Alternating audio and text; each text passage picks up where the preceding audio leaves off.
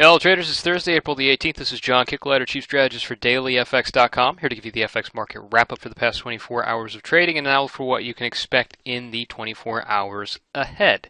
Volatility continues to be a primary component of these markets, and that is a significant sign for those that are looking for meaningful consistency when we're talking about correlations across different markets, as well as the potential for setting up a general trend. Now, I have to warn you, a consistently rising volatility is bad for bullish markets. So I'm talking about bullish in the sense of risk appetite trends. If you are looking for carry trade or the yen crosses to continue to rise, you're looking for equities to rise, you're looking for commodities to rise, that is not what you want to see. You do not want to see higher volatility and a consistently high volatility. But we're traders. It's best not to be married to a single direction. Follow what the market consensus is and trade in that direction. Now, we start off our conversation today with a look at, once again, the world's most liquid currency, and that is, of course, the euro dollar. The price action that we had was quite remarkable.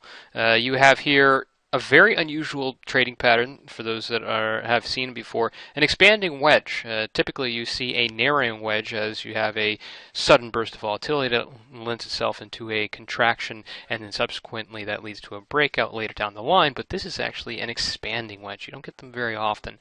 But Wednesday's price action was a remarkable drop that completely unwound the performance that we had on the previous day. This was not isolated just to the euro dollar. You could see also that the euro pound suffered a later session decline. You also had the euro yen, which is very much going to reflect what the euro dollar does under most circumstances. The euro CAD had a big pullback, and the other euro-based crosses had a significant drop as well. So what was driving the euro dollar?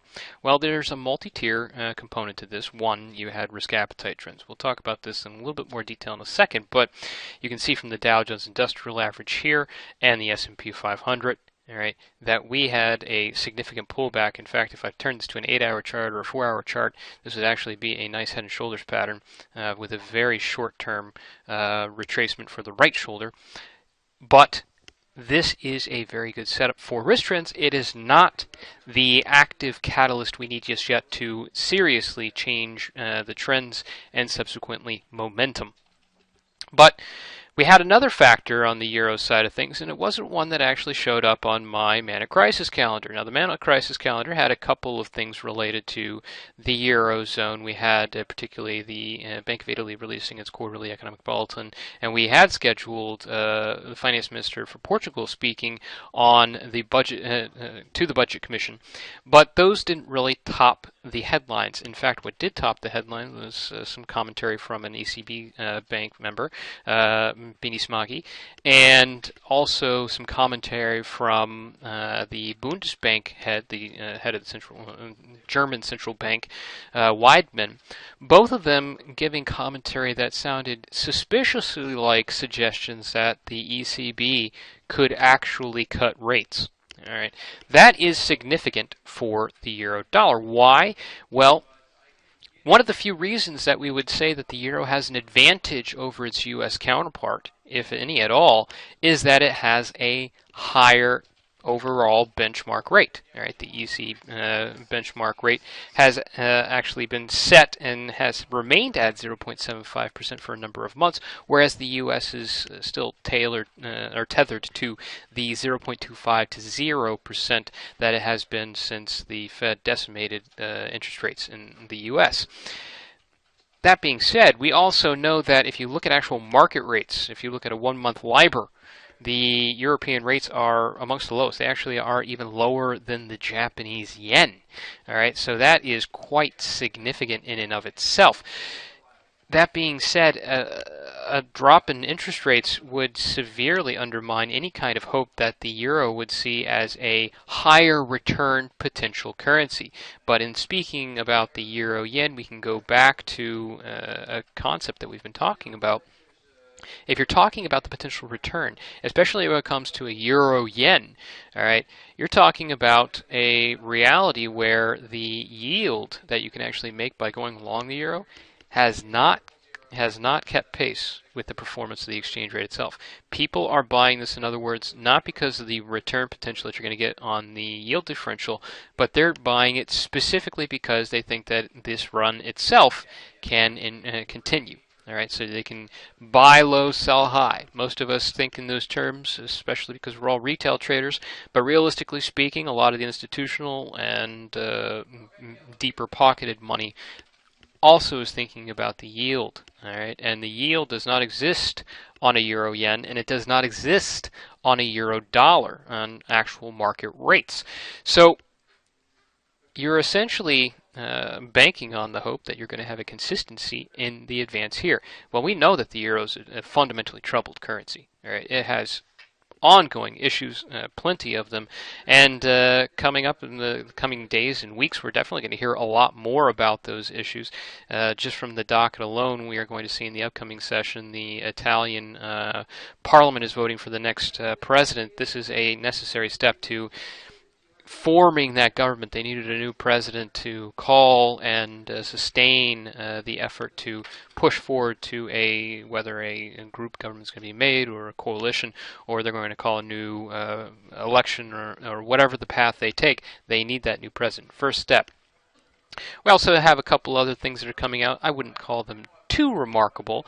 You do have Spain auctioning off some medium-term bonds. You have the EU talking about their structural fund programs, which I don't think is necessarily that remarkable. And you also have a conversation about the future from the EU's wrangling Jezelblum and Asmussen, who is actually the ECB member. That's going to be interesting. Keep your eyes on that, and of course you should also keep your eyes on the G20 meeting that precedes also the IMF and World Bank meetings. Now, of course, they're going to be talking about the competitive devaluation of currency through stimulus, but I do think that the ongoing crisis in the Eurozone is definitely going to take up a significant amount of their time in these conversations. What will they come up with? Probably nothing. There's not much they can actually significantly change, and they don't have the fire underneath them to adopt any serious trend changes. But you need to keep a close eye on the euro because it's going to be, one, sensitive to interest rate expectations, two, sensitive to any flare-ups in crises in the region, which it actually has to be a flare-up. You can't just go on the fact that I expect 6 months down the line the euro to be in trouble or the eurozone to be in trouble. It's not how the market acts now in the euro. People have become too familiar, too acclimated to the fact that there are, we just keep hopscotching to, or skipping to the next financial crisis in the region.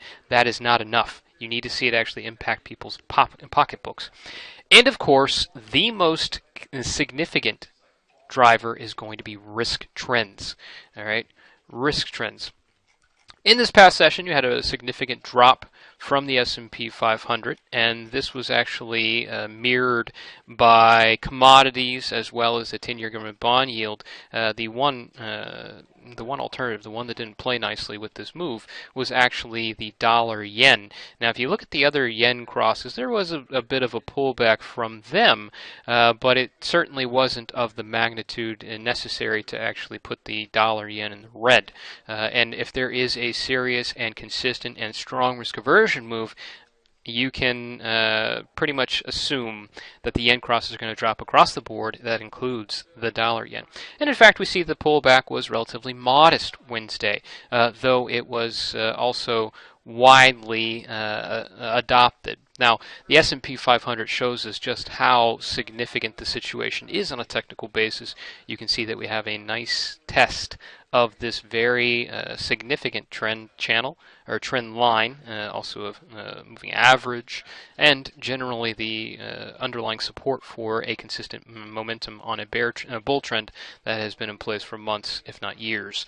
So we're looking for the possibility of a switch. All right, now recent history has shown us that the consistency is bullish. All right, we've had pullbacks, but they consistently go to return to their bullish momentum. But if you're talking about pure potential, I'm not talking about probability now. The probability is that the larger trend remains intact, but pure potential. All right, which market would be more active, a move to the upside or a move to the downside? A break to the downside would carry the most volatility, the most action from these markets, hands down. All right, there's not even a question about that. So we keep a close eye on all the measurements, the elements that can tell us that there is a possibility of a significant move to the downside. A couple charts that I have not shown you in a little while, but I've updated them recently. This is a consideration of participation. All right. I know there's a lot of talk about money on the sidelines and that this money can come back in, but realistically speaking, if you look at the actual exposure, how much open interest is there in the S&P 500 futures? All right, S&P 500 futures can be purely speculative, or it can be used as a hedge for those that are holding stocks. Regardless, people do not have it. All right, they're actually at new 15-year lows. All right, as well as leverage. How much cash do the New York Stock Exchange brokers have on deposit on hand with their clients versus how much debt on the debit column do they have? The differential is the leverage that you have, and as you can see, their exposure is quite high. So two very significant fundamental aspects, but you also have to consider some of the leading concerns. We've been talking about volatility and how it can generate some early movement or early signals of fear. The volatility indexes are considered fear indicators. As you can see, we did have that jump up. It came lower than the February peak and lower than the December peak, but you can also see that we are showing greater consistency. All right, this past session, we actually had another jump in the VIX index, and that was without actually generating new lows. So a tentative concern. This tentative concern becomes a little bit more aggressive when we start looking at the short-term VIX ETN, which is the VXX. All right, this gives you a sense of the very short-term volatility fears. Now, this is a relatively new index, I know, and this is a concern that I stated in the real-time newsfeed. However, if you look at the volume, all right, it has been picking up aggressively. In fact, this past session it was at a record high. Now, even though it's only about 4.5 years old, and volume picks up as the actual project itself becomes more popular, but realistically speaking, would you expect it to go from approximately or an average of 30 million shares traded just 2 months ago, up to now where we're peaking above 120 million shares. All right, that is the kind of exponential growth that says, all right, well, we're not seeing the traditional purchase of options. That would translate into a pickup in the standard volatility indexes. All right, because you're not seeing the interest in options. We assume that because these aren't picking up, that people aren't seeking out that safety. They're not as concerned. But you're seeing people move to these alternatives, like this ETN. All right. And we also see it in the more traditional sense if we look at the volatility index, the volatility futures, the VIX futures volume as well. All right, people are actually in these markets. They're just going to the most accessible. All right, they're going to the non-standards, places people usually don't look. It's there. The fear is there, and people are trying to get in ahead of it and buy into that protection. But it has not necessarily played out into the traditional VIX index. Okay, so something to keep in mind. Of course, it's best to have catalysts to get that true shift in momentum, and when we do have a true shift in momentum, you are going to see a strong correlation across the various markets. But there are some things on the docket that can always generate a significant level of fear, including these meetings that we have with the G20 and the IMF, but I wouldn't put my expectations too high. And in reality, I think that the situation is you just have such a saturation. You have overbought markets, and you have a very tentative balance where the central banks have been dependent, the markets have been dependent on the central banks, and eventually people will recognize that they can't keep pumping these markets up. Eventually there is a level of oversaturation. All right, if that level comes, people recognize it, starts to sell off. You just get a little bit of a break to the downside, and then it starts feeding itself as people have stops. Whether you're talking about an S&P 500 position, whether you're talking about a euro-dollar position, whether you're talking about the yen cross position, the positioning is all stretched, and you have a lack of participation, which is a very volatile set of ingredients that can create some very substantial price action. This is exactly the kind of situation that we saw with gold so far this week.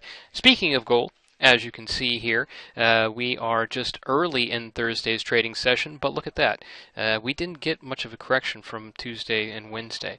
All right, the volatility indexes that we look at for the gold market itself has actually started to pull back a little bit, but with that pullback, we would normally expect price action to rise as well.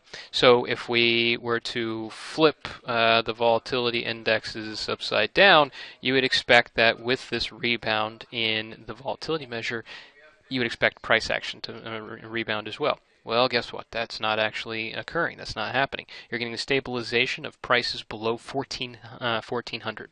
That is not an encouraging sign for gold bulls. And I know what the arguments are going to be. Well, the central bank stimulus continues to be pumped in. All right.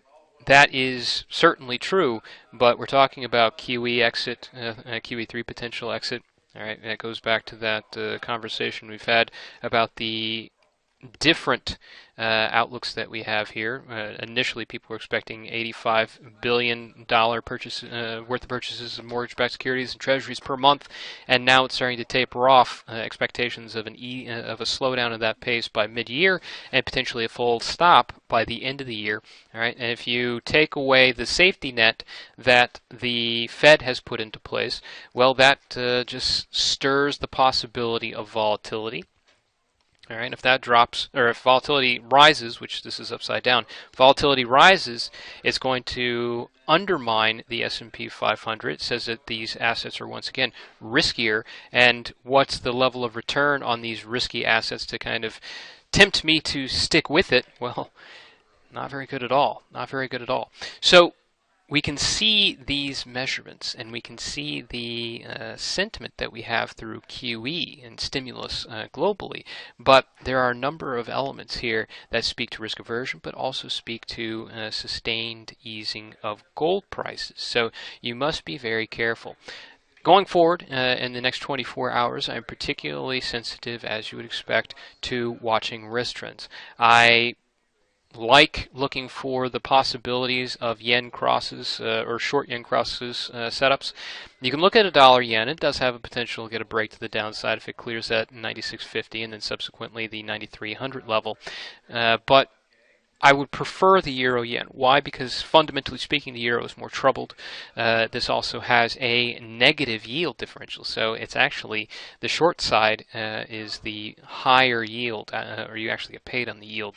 So that actually has a better appeal to it than trying to pay the yield on something like an Aussie yen or something like a Kiwi yen. Yes, they have very clear levels to break and to play, but you're going to be paying the carry. You're going to be giving a little bit back. You're paying for that game, whereas you'd be earning on the short side here if you did get a break to the downside. So I'm laying out some of these yen crosses. You also have some risk potential with the pound kiwi, which we talked about before. If you have a sell-off of the kiwi, or you have a risk aversion move, the kiwi's hurt. The pound is also significantly oversold, in my opinion. This past session, we actually had two particular pieces of event risk that were pound tailored. You did have the jobless claims change figures, which were disappointing. In fact, the ILO employment numbers actually showed the first drop in the number of employed persons in the UK since October of 2011. That's discouraging. That's pound negative, and that's what played out. But also, you had the Bank of England minutes, which showed that despite the fact that the Bank of England was given an allowance to actually deviate from targeting inflation, keeping inflation at a certain level, that they decided still, once again, a strong majority to avoid more stimulus. All right, so they are not going down that path that the Bank of Japan has started to commit to. All right, and yet you haven't seen the pound really recover despite this. All right, that looks good from the pound Kiwi. That also looks good from the pound dollar. All right, but the pound dollar is a different beast. I did have a long position, but as I said, I trailed up the stop to break even before I closed out for the day yesterday, and I did indeed. Well, that trailed stop saved me from a little bit of a loss. I didn't really have a wide stop on this to begin with, and I had a relatively decent entry, but is this now something that it's a pullback and can get continuation? It could, but you have to be a little bit more careful. While this isn't necessarily a Aussie dollar or an Aussie yen sensitivity, this is still sensitive to risk trends. So if you do have a strong move to the downside from U.S. equities and other standard bearers for risk-based trends, all right, it's likely that this tentative breakdown here is actually going to carry through. All right, I prefer a euro dollar in this case. I would prefer, with the risk aversion, on one of the majors to play a 130 break to the downside. But the pound dollar has that opportunity as well. Now, if the more probable scenario for risk trends, if this dominant bull trend holds and this jump to the downside isn't that long-awaited breakdown, all right, and we do have a continuation, albeit most likely going to be reserved and slow, then the pound dollar actually looks good for holding that level and once again picking back up. That being said, I'm probably going to wait until we break 154 because of the congestion that has been developed over the past couple of weeks. It really has left a sour taste in my mouth. My trade after the break really didn't give me much in the way of return. I was up at most 100 pips the entire time, and it's just not something that I want to jump into see stall once again. Now, what about other opportunities from those setups that have a risk-positive bearing? All right. Once again, we go back to these yen-based crosses. All right. These high carry currency pairs. If risk trends stabilize and risk trends improve, which is a high probability, though the return or the advance that you're going to get on a risk-positive move is probably going to be limited because you're not going to have the strong bullish capacity for it unless the magical money on the wings provides its influence. All right. I think still the Aussie yen, the Kiwi yen, and the CAD yen are good candidates because you are talking about a forcible depreciation of the Japanese yen by the Bank of Japan, which, though it's been largely or significantly priced in, I don't want to say largely, but significantly priced in that they're going to do what they're going to do, a 25-30% decline in the yen, it still has more room to run. Furthermore, you collect carry along the way, which is another attraction for those people that want that. Now, of course, if you're going long these carry trade pairs that are yen crosses, you must be extremely vigilant because you're talking about taking on a lot of risk, all right, from something like an Aussie yen because the yield is historically low, all right, and you have to be fully dependent on low volatility or low risk. If that risk picks up at all, if risk aversion kicks in, you're talking about a very sensitive market that is highly overbought considering what the underlying fundamentals are. So you have to be very careful about going long risk. There aren't many markets out there that are well positioned to provide you a medium to long-term trade, much less a short-term trade. So you have to be very careful. Choose wisely and follow these fundamentals closely. Make sure you're combining the fundamentals, the technicals, and the market conditions. It all has to play into the same picture.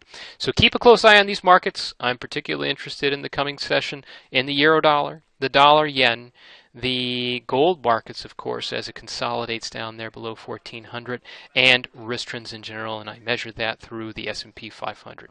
Keep your eyes on these markets. They'll give you a good guidance to pretty much every other theme in the market, and you'll be good to go. Good luck trading out there, guys, and I'll talk to you once again tomorrow.